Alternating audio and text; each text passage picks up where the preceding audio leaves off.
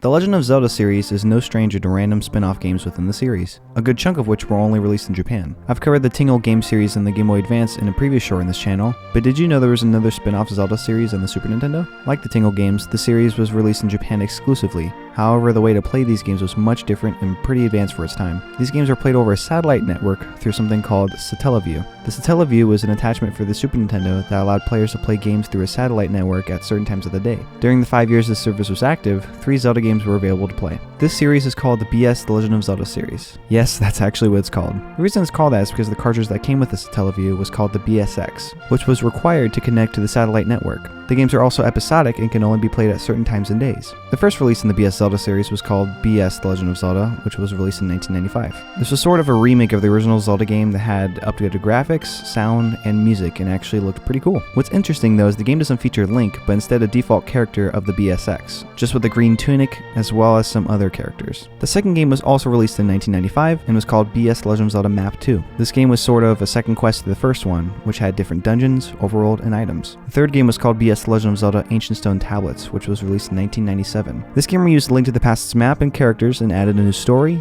items, and dungeons, making this sort of a pseudo-sequel to A Link to the Past. Once again, this game did not feature Link, but rather the default BSX character. Also in 1997, A Link to the Past can be played through the Satellaview up until the year 2000 when the service was discontinued.